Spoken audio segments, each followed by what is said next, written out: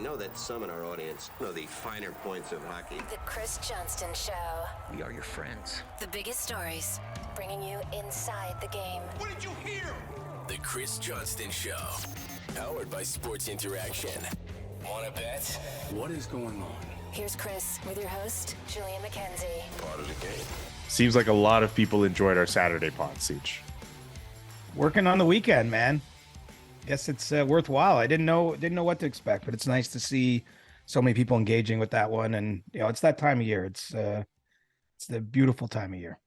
Do you think people will ever hear that episode that we recorded that ended up being irrelevant as soon as the Ryan O'Reilly trade happened? No. I mean, I know producer Nick heard it.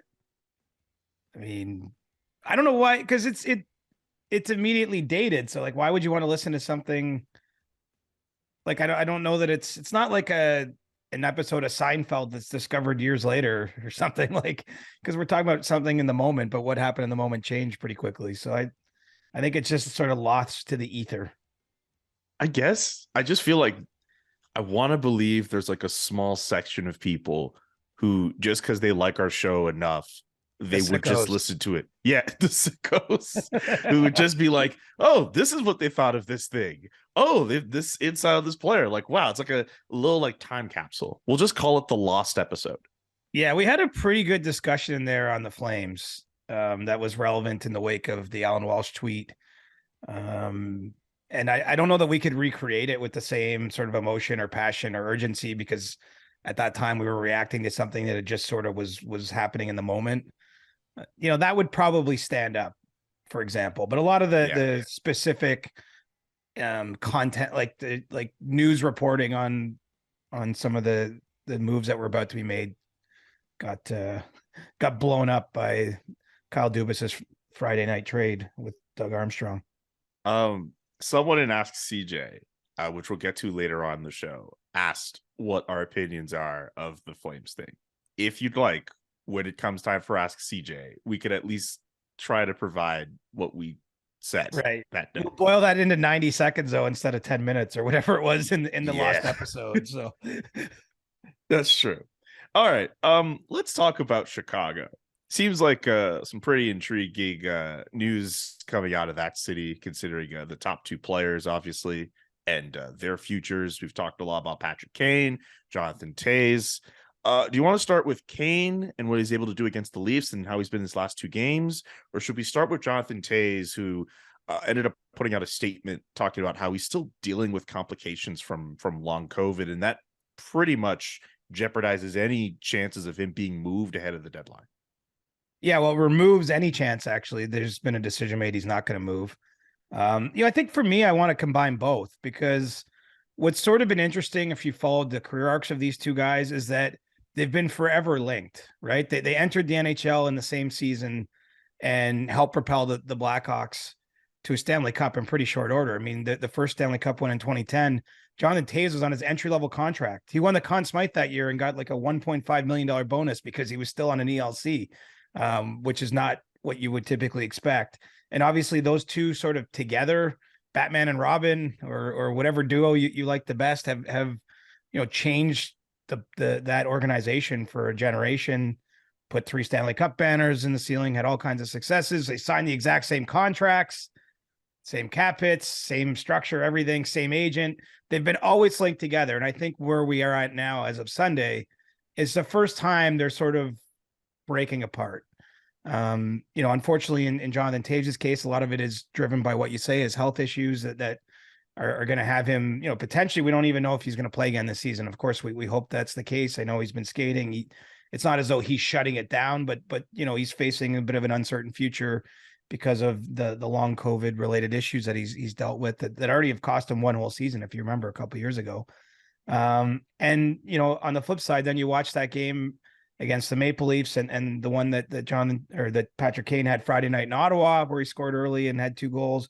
And you're seeing a guy that's back to life a little bit. And obviously we're skewed a little bit here by the results. The fact he's putting the puck in the net, you're like, oh, then he's, he might've had some bad shooting luck some of the previous parts of the season. But I think more than the goals themselves, it's the way he looked. Like he he was energized. I don't think there's any other way around that. The way he's celebrating the goals, and it just didn't look to me like someone who isn't getting traded, if you know what I'm saying. Like, I'm reading between the lines here. This isn't specific reporting. It's not as though his agent or somebody else has said he's going to be dealt, but I just think it's hard not to see the way he played in those games and scoring goals. And, he acknowledged just how special the moment was at United Center to have a hat trick, could be potentially one of his last games there as a member of the team, the home team. It just sort of leads me to believe, as we look ahead to these next couple of days where there's expected to be some decision about his future, that Patrick Kane still got some gas left in the tank. I think he's got maybe a little fire in his belly. He's probably tired of hearing about this hip injury and his lack of production this season and all this and that. I mean, he had 9 goals in like 50 games, and then he had 5 in the last 2. Yeah. So, I feel like because we've so often grouped these guys together, and for good reason. They were teammates, 16 plus seasons, shared so many successes. Each of them won a Conn Smythe, and those, like, everything has been sort of them as a duo. And I think you're really starting to get the picture. This is the first time they might not be as pro hockey players or as in the NHL that we might see them split apart. And it's too bad, but it's pretty incredible the run they've had. Very few teammates. It's sort of a Crosby, Malkin kind of deal, or Backstrom, Ovechkin, but there's not very many teammates that have as much success as these two had that and play together at such a high level for so long. And I think we're at the precipice, just my sense, that might be about to change, and that Patrick Kane might be moving on. Do we get to a point where Patrick Kane gets scratched for trade-related reasons? I don't think so, because in the cases we've seen that happen, Julian, it's about a team protecting an asset. And in this case, Patrick Kane isn't really an asset to Chicago, right? Because as we sort of spelled out all along, he only goes somewhere if he wants to go there. He's picking his spot. I'm sure the trade will look a little underwhelming if there is one in terms of the return, because I don't think Chicago and Kyle Davidson have like true leverage in this situation. It's not as though there's 6 teams bidding on him, right? And so I think that he might be held out of a game before a trade goes down, but I think if you see him held out of a game, it's because a trade is in the works. Like, kind of like the Tyler Mott situation in Ottawa on Sunday afternoon. I mean, it was called trade-related reasons, but the trade was announced during the game, pretty much right away. They just hadn't quite completed the deal yet. So I don't think it's going to be such a preemptive scratch if there is one, but it would be surprising to me. I think that this will happen basically on Kane's watch. Now, the question is, and that we haven't contemplated, is he wants to go certain places. Are those teams going to want him? There's a bit of a matchmaking dance to be had here. I know we discussed sort of, some of the Edmonton interests on our last pod. I don't know that the Oilers are, well, certainly I don't have any reason to believe the Oilers are all in on wanting him, and I'm not sure he's all in on wanting them. I mean, so we get into this funny stretch where I guess there actually is a world where he's willing to be moved, but maybe the teams or situations don't just make sense on both sides. And so that's maybe what these next 10, 11 days are about before the deadline passes. But I just think based on his play, it's hard not to conclude he looks like someone with a fire under him. And with due respect to where Chicago's at this season, I just feel like if he was just playing out the stretch on a really bad team, which, the Blackhawks at this point are, right at the bottom of the standings, basically. I know they jumped a couple teams with the win over Toronto on Sunday, but you don't get that fired up if you're just playing out the string. I think he's got the promise of playoff games ahead. It's just the question is, what cities are going to play them in? Can we clarify something with Patrick Kane? Were the Toronto Maple Leafs ever actually interested in him? Well, it depends how we classify interest, right? I mean, this is this time of year. Like, I certainly think that if you're them, they've had conversations about him behind the scenes, probably inquired to see if there could be a fit. I mean, basically, you're trying to line up. You're trying to figure out when you're in a front office, what are the entire range of possibilities and availabilities to us, and then you make the best decision with all that information. I don't have any reason to believe they were like heavily involved at any point. I don't know if he would even want to play there. I mean, I don't think it ever got to that stage. It's just so happened he played a game in Toronto last week and then played another subsequent one in Chicago against that team.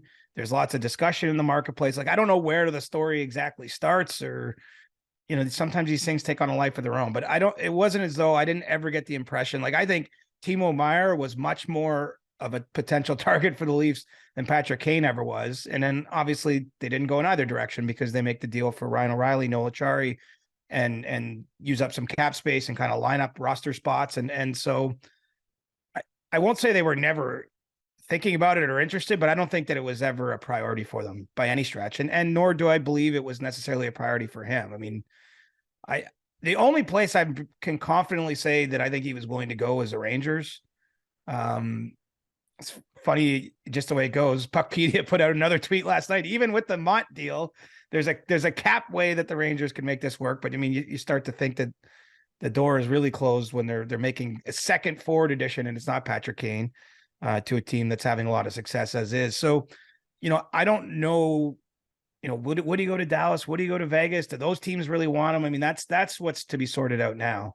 And you're getting a little shy on impact forwards available, right? There's Meier out there for teams. Kane at least is starting to show you that he could be an impact forward. I don't know if the next player available, I'm not saying those other players, whether it's a Sam Lafferty or, James Van Riemsdyk, I'm just going through the forwards off the top of my head that are on the trade list. Like, those guys can help a team, but I think they're more supporting role players.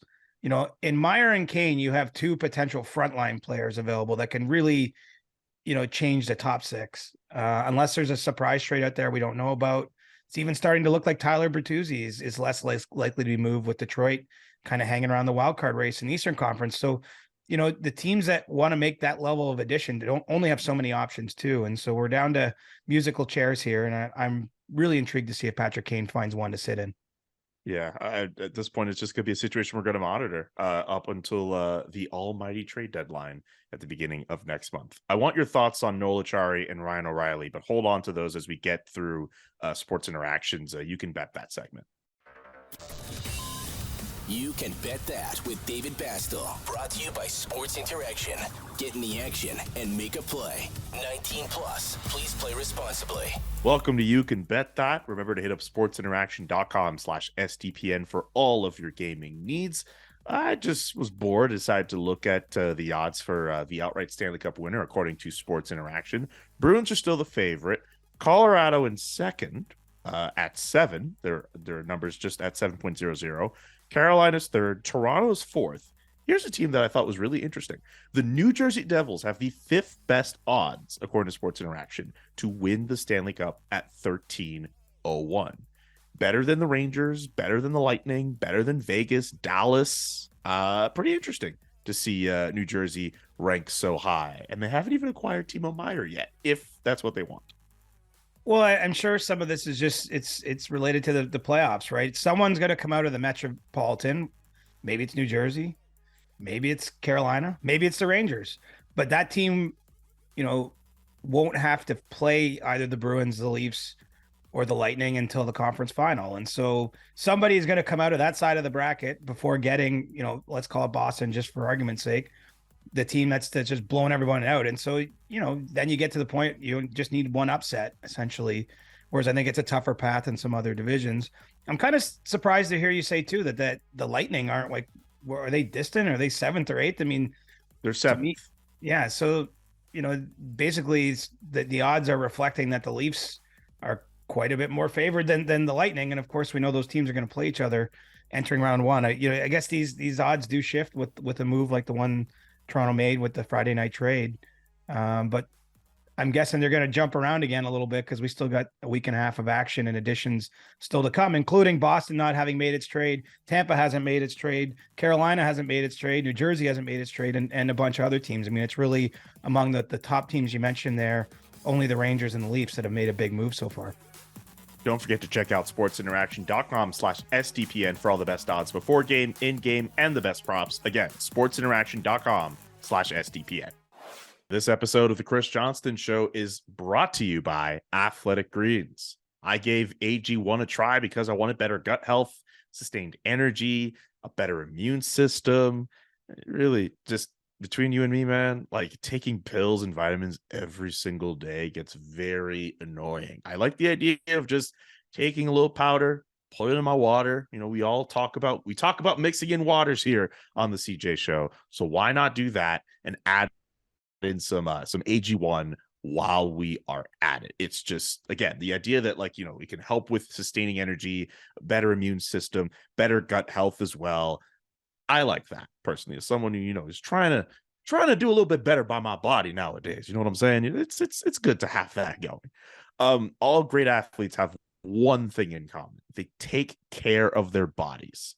I'm not an athlete. I wish I was an athlete, but still, it'd be nice to think of myself as one day.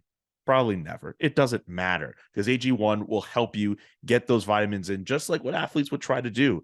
And they have 75 high quality ingredients that give daily nutrients and long-term gut health support. It's a micro habit that delivers macro benefits and helps almost everybody take great care of their health. If a comprehensive solution is what you need from your supplement routine, Athletic Greens is giving you a free 1-year supply of vitamin D and 5 free travel packs with your first purchase. Go to athleticgreens.com/Johnston. That's athleticgreens.com/Johnston and check it out. A free 1-year supply of vitamin D and 5 free travel packs with your first purchase. All you have to do is go to athleticgreens.com/Johnston. Check it out. Okay, so we're 2 games into the Ryan O'Reilly, Noel Acciari era in Toronto. They get a big win over Montreal. They lose against Chicago. I would like to know your assessment of the 2 newest Leafs, Siege. It's so early, right? I mean, I can't even imagine the weekend these guys just had, because as much as we're talking about what happens to us when a Friday night trade goes down late, I mean, this involves their lives. I believe the sequence of events was that Ryan O'Reilly then drove to pick up his and Noel Acciari's equipment at some late hour Friday night. They flew into Toronto on Saturday morning, missed the morning skate. They're meeting their teammates. They're getting fitted for equipment and all that stuff, getting the new sweaters, hot off the presses. They play Saturday night in an emotional home game. In O'Reilly's case, gets to start the game, the starting lineup, feel all the feels, all that stuff. They get a big win. He gets the Leafs sort of championship belt that night. And then they fly that same night to Chicago, where they play on Sunday in a game that starts at 5:00 local, like less than 24 hours later. So the schedule was not on their side in terms of getting comfortable, getting rested. And then it was pretty sort of sleepy effort, I'd say, from the Leafs as a whole. But you have to still like what you see in short doses. I mean, Noel Acciari gets a goal. I think that, well, he's not been brought in to be a big difference maker offensively. I think all that sort of stuff makes you feel part of the team. It removes the question of, if it goes on a long time without scoring. O'Reilly hasn't scored. He had an assist in his opener. He hit the crossbar on a half breakaway in the Chicago game, so he was close. But yeah, I think you like the look of it. I'm curious how the lines go, right? I mean, especially the second line that they've sort of gone with John Tavares on the wing, Ryan O'Reilly in the middle and Mitch Marner on the right side. Is that working? Isn't that working? I mean, Sheldon Keefe is a coach that really mixes and matches. And so I think over the next, say, 5 to 10 games, you're going to get more of a feel for how it fits, what things are being moved around. But in the short strokes, given the challenges of the trade timing and lack of sleep and all these flights in a small period of time, I thought it looked pretty good. And now we kind of wait for what's next from the Leafs. I think they are going to be quite aggressive in trying to upgrade other areas. They just don't have a ton of cap space and draft pick capital to do it. But maybe if the prices come down, there's still another big swing to be made from the Leafs front office. In terms of making that move, I would imagine if they want to be creative with the space that they do have, some player out of the lineup is going to have to come out, right? You would think. I mean, that's the easiest way to imagine the trade going down, because, you've now got a number of players on the roster in kind of what I call fringe positions. Alex Kerfoot jumps out. He's playing now on the 4th line, making over $3 million against the cap, and he's a pending UFA. And it's not to say that he has to go, but that's one way to create room if you're bringing in another forward and he's going to get to the point where he might be scratched anyway. I mean, if they're bringing another defenseman, maybe it's Justin Hall that goes. I know the Leafs really like Justin Hall, and there's a lot of, he's sort of at times a polarizing guy in the fan base with measuring his impacts and this and that. But if they were to bring in another impactful defenseman, maybe it's his time because he's also a pending UFA. I don't think that there's one move they have to make at this stage. I mean, they also have David Kampf as a pending UFA who's playing lower down the lineup. I mean, this has not been the kind of thing. If you look over time, Kyle Dubas has not really been one to subtract players off his roster in most of his trades. I mean, one that he did, for example, Trevor Moore went out in a deal when they got Jack Campbell and Kyle Clifford. But at that point, it's because LA really wanted Trevor Moore and the Leafs had to put him into the package. That was not related to the cap. That wasn't because he wasn't going anywhere in Toronto. That was just the price they had to pay. But in general, the Leafs have just added players and they've seen guys walk out the door as free agents, but they haven't subtracted them in trades. And so if this kind of trade goes down, it will be a little different than what I'd say has been the normal playbook for the front office. And I think that as much as any team can be loyal, and let's face it, loyalty in pro sports is pretty flimsy just by the nature of the way the business works. I think it'll be interesting to see who it is that they take off the roster, because a lot of the players, I mean, Kampf is only in his second year in Toronto, but guys like Kerfoot, he's at the end of 4 seasons in Toronto. Justin Hull, started off as a Toronto Marley for a few seasons before, breaking in as an NHL player. If it was any of those players, there's a human calculation that goes in there too about how it affects the dressing room. And I think that that's something we probably overlook when analyzing or discussing deals or potential deals. But, there's a lot to consider there, more than just, is this person going to, on paper, give us a better chance of winning? Anything else you want to mention about the Leafs before we get to headlines? No, I think we've gone in on pretty good between Saturday's episode and today's. I've only got so many thoughts. Yeah. More than 32. More than 32, I might add. Let's get to boom, sick burn. Boom. Take that, Jeff and Elliott. Take that. I want to ask you about Vlad Gavrikov out in Columbus. There seemed to have been might have been a report, there might have been some rumors, but a connection has been made between the Blue Jackets defenseman to Boston over the weekend. What's your status? What's your read on that? Well, I mean, the Bruins' interest predates the weekend. I mean, I think that they've been one of the teams interested here. They have cap challenges too. And so and that remains still an if they make this deal, they're going to have to do something to clear out some room, or maybe it's part of the trade with Columbus, a potential trade to fit this guy in. It's been an interesting situation. Like, I don't get the sense that Gavrikov himself really knows what's going on. He's kind of in limbo, obviously in this, he's in the Jakob Chychrun realm of just perpetual scratch for trade related reasons. And just sort of waiting it out, trying to stay in shape, still with the team, practicing, skating, doing extra work there. But I don't have any reason to believe a resolution is, imminent in these next few days. And that's kind of like the bigger picture curiosity with this, this protecting of the assets the way they have, is if you make that initial scratch and then you say that there's trade, but it doesn't happen, like it's like, to me, it's like, what deadline? The only deadline is the real deadline now. Which is still a week and a half away, which is a long time not to be playing if you're in Gavrikov skates. So, the only team that I think has really been known to be close is Boston. It kind of reminds me of the Chychrun situation with Los Angeles, where we keep talking about this one team, but the trade doesn't happen. And we know there's other teams that like the players, but it doesn't seem like they're as motivated to pay the price. For example, Edmonton, for example, has looked at Gavrikov, but I'm not sure the asking price is something that they can wrap their minds around just yet. They're obviously got a lot of lines in Edmonton in the various ponds as they look to improve their team. And so, yeah, this one just kind of waits. This is Vlad Gavrikov in limbo, and be very interesting to see if Columbus can get something close to the price they've set, which is a first, a third, and a fourth round pick, which includes retention on Gavrikov's salary.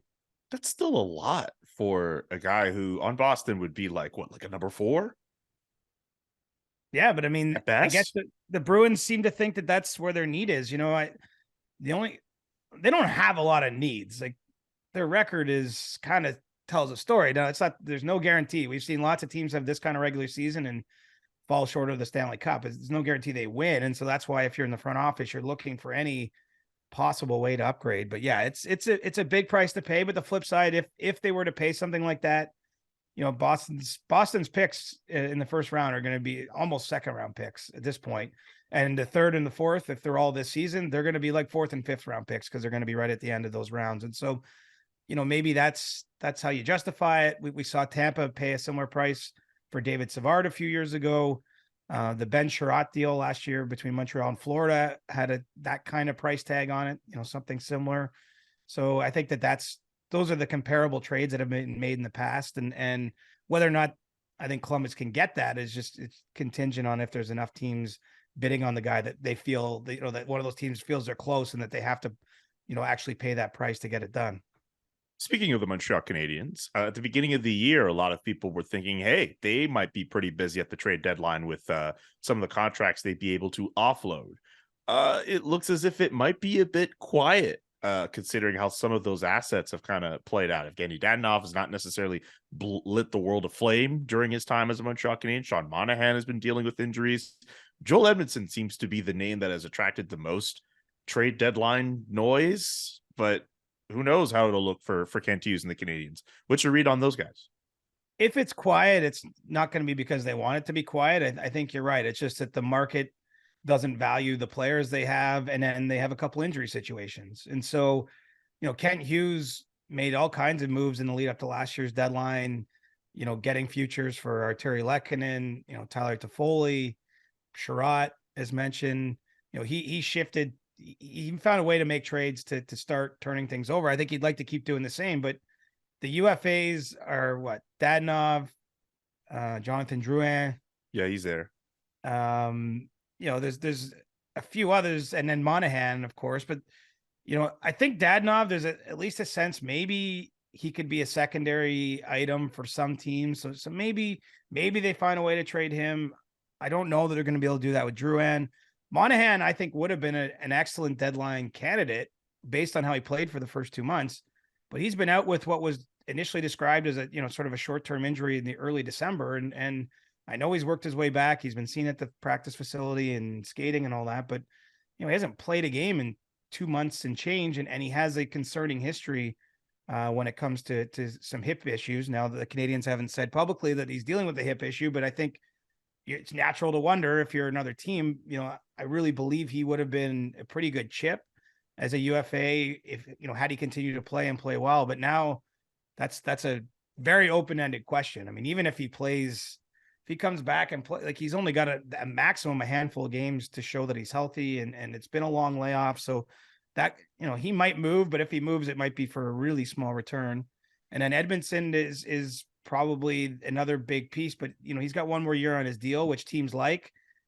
But the flip side is he's also been out injured, upper body injury. So, I don't think the Canadiens feel the same need to have to make that move if they can't get a price that makes sense, because of course he could still be a piece of next year's deadline. So yeah, I think the way it's all kind of shaken down, Montreal would like to still keep down the path that this new front office has started on, but I don't know that the market lines up kind of with their ambition to do that. What about for a guy like Josh Anderson? I don't get the sense that the interest is there, quite honestly. I mean, that seems to be like a rumor that won't go away out of Montreal, but it hasn't lined up with what I've heard league wide in terms of teams. I mean, certainly like a team like the Calgary Flames at times has shown interest in Josh Anderson, but I don't get the feeling it's anything more than liking the player. It's not got to the point where they're, really in the nitty gritty and trying to hammer out a deal. And so, yeah, I mean, he's also signed for more seasons beyond this one. So it's not a trade that has to happen now. And so, yeah, wouldn't it be wild if we go through this whole deadline period and maybe they make like one deal or no deals, given how much they really were one of the main players at last year's deadline from a seller perspective. And that I think they wanted to be as this year started, right? Mike Hoffman's another UFA, like they've come in to the season with all these players that theoretically could have been, decent deadline pieces, but it just hasn't kind of worked out the way you would have planned it in the summer. Yeah, we'll have to wait and see what the Montreal Canadiens, as well as Jakob Chychrun, who as of us recording on a Monday morning, still not moved. We don't know what's going to happen with that. Or at least I don't know what's going to happen with that. CJ, what's going to happen with that? I wish I knew. I mean, come on. Jakob Chychrun wishes he knew. I think Bill Armstrong, who's, kind of at the reins here, wishes he knew. It's just been a long slog for everyone involved in that situation. I think there is legitimate trade fatigue out there from teams who like the player. There's concerns that Jakob Chychrun still isn't at 100% injury wise. I mean, there's just like a lot of information and perhaps misinformation around the situation. Not a lot of clarity, I would say. And I wonder, is it even a foregone conclusion he's moved by March 3rd? I don't believe it is, which, if we're talking about fatigue and slog, and I'm using all these adjectives now, I mean, what's it going to look like on the other side of March 3rd if he remains in Arizona, and then if they're not able to move him in the offseason? It's just, it's like the trade speculation that never ends. It just goes on and on, my friend. Some people started singing it forever just because, you know what I'm getting at here. That was really good. That was a brilliant use of that reference. Well done, Siege. I mean, you got to get creative some of these days. Just like the questions we're about to delve through and ask CJ. Got a small handful for you, buddy. We do this every Monday where we take in some questions, usually It's off a of Twitter. holiday Monday, by the way, in Ontario. Oh, that's Family true. Day. It is. Family It's in Alberta too. I live in a province that has Family Day.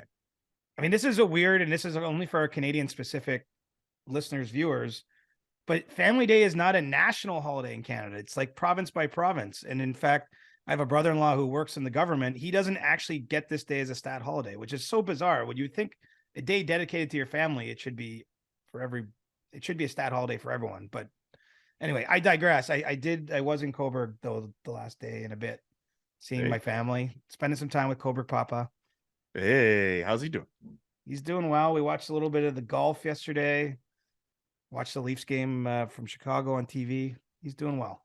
Still listens to every episode. I appreciate we appreciate you, Coburg Papa.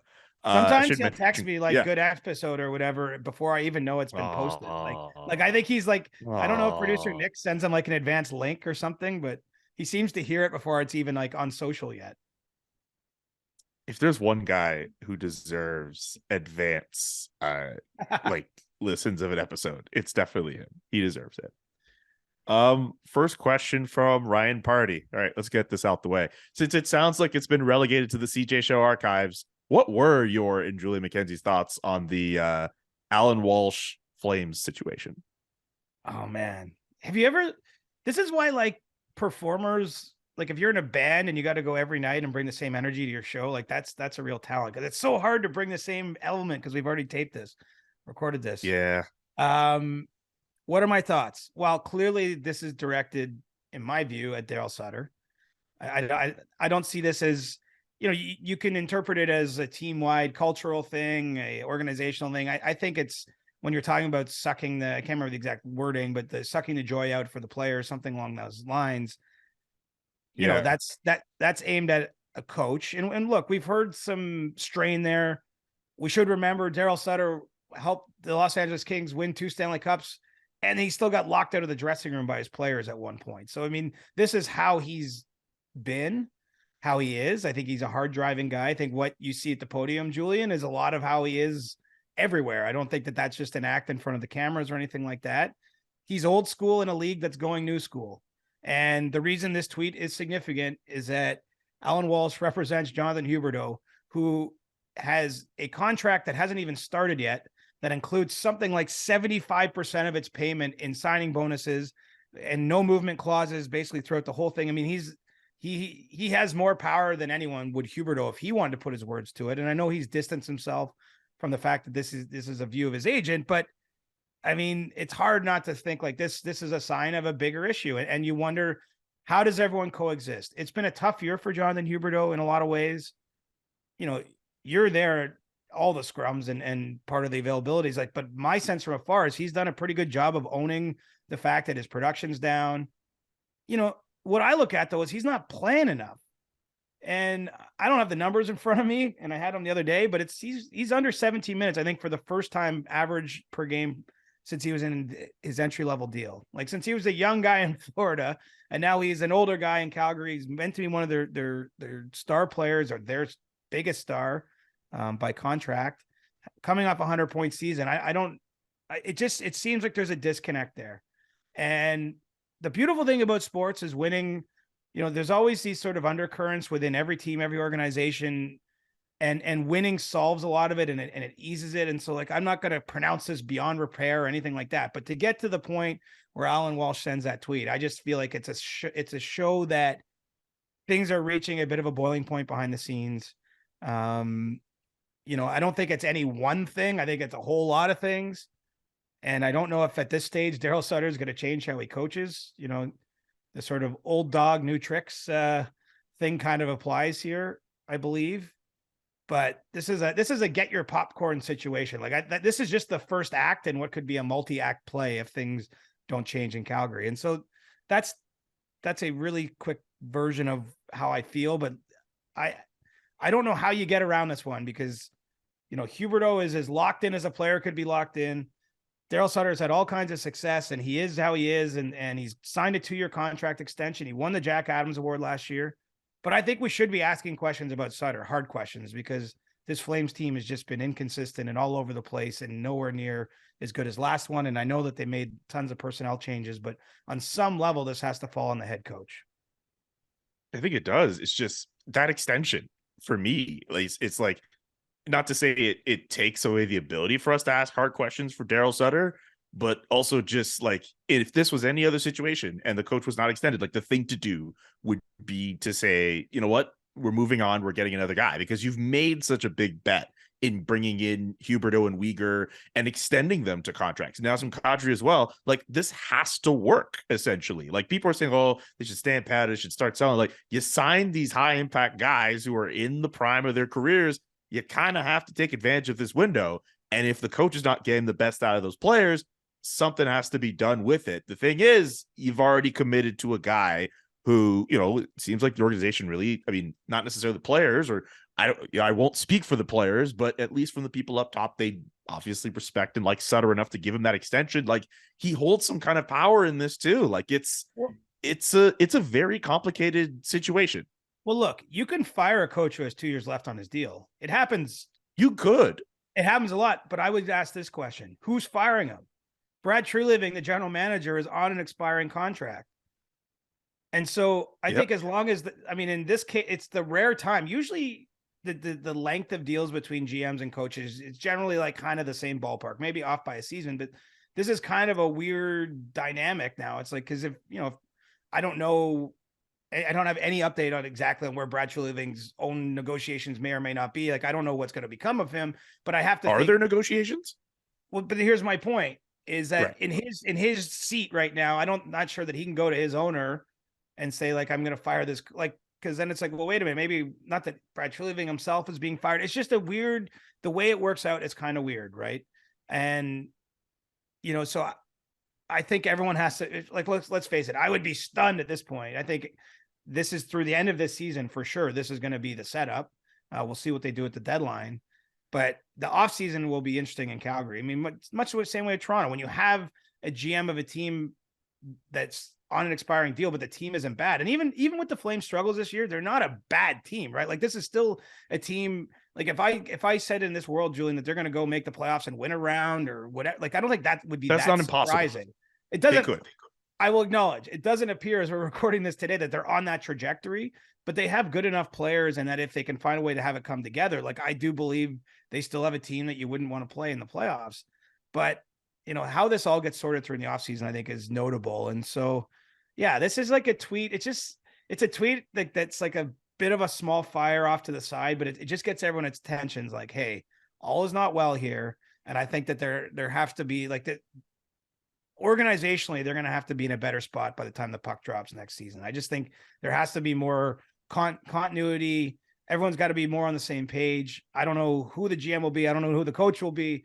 I imagine Jonathan Huberdeau will be there because he's under contract until like 2031 or something like that. So, but I do think that this has been a really difficult season behind the scenes. And this tweet just kind of, it's like a bell that just like goes like, hey guys, look what's happening over there.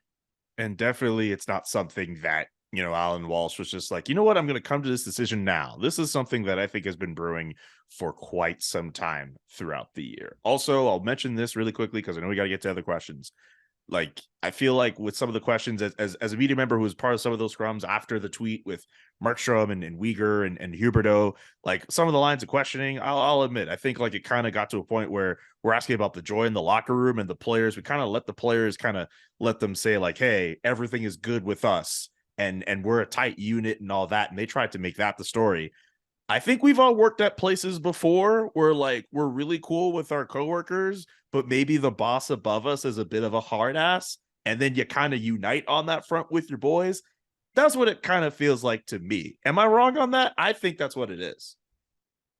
Well, I mean, I'll point. It's not to say you did my last TV job before this one, and that accurately describes kind of how I got to where I got to too.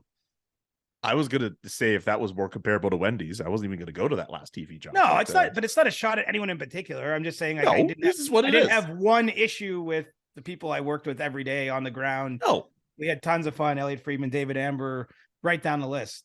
But, I didn't always see eye to eye with what happened above me. I get that. All right. We do have other questions. And I guess the spirit of the conversation was sort of close to what was on that lost episode you will never hear. Let's get to our pen. I think we got to like a 6 out of 10. If the other one was 10 out of 10, maybe 6.5. Yeah. Like we didn't get the full boil. Like we were in full boil on Oh man, we were like the lost episode. Not like yelling at each other, but we were like very passionate. Arpan, not to be confused with our friend Arpan Basu. Will the Canucks trade one of Garland or Besser by the trade deadline? They're going to try. They've been trying. There's interest, but money is like a real thing, right? It sure is. Like the cap thing. Sure is, CJ. Well, let me illustrate then. Look at the players that have been traded. O'Reilly, Tarasenko, Horvat. All three of those players had money retained on their deals. In the case of O'Reilly, he got traded through Minnesota to have even more money retained on his deal. Even the Tyler Mott deal, is not just a straight up, get a pick back for a player. They take Julien Gauthier coming back to Ottawa to make the money work on the Rangers end of things. And I'm sure the Senators like the player, but the point is that every deal that we've seen, even some of the smaller deals include, and I think this is part of the issue with Chychrun in Arizona too, is that there's just dispute about what Arizona takes back or if they retain or how they make the money work for whatever team they're dealing with. And so the same question now goes to Vancouver. Are you willing to eat money on these players or take a contract back? If the answer remains no, I don't see either being dealt by March 3rd. I certainly think one or both are candidates to be traded in the offseason. Brock Besser in particular, he's playing a lot better. And, we've seen him since Rick Tocchet took over. He's probably one of the players that have benefited most from that coaching change, just in terms of getting more ice time, playing again with Elias Pettersson. He's been nearly a point per game player over a period of about a month or so. But Vancouver's probably the pin, and we're not going to give away a 25-year-old who's performing like this for nothing. But the other teams are like, well, we can't take on all 6 million of the cap hit or whatever exactly it is. So, I just don't know that this happens by March 3rd because it doesn't need to. But for a Canucks team that wants to definitely ship some money off the books before next season, I could see one or both of these guys being dealt in the offseason when maybe making trades is a little easier. Okay, last question for you, because I know we're running low on time. We're going to take it from Chris W. Should there be more talk about the Seattle Kraken being opportunistic sellers? What is the market for Carson Soucy, Jones, Donato, and maybe even Daniel Sprong on the trade market? I understand where the question comes from, and certainly in Carson Soucy's case, I think that there is, a reasonable chance we see him traded. He's a pending UFA, 6'5" defenseman.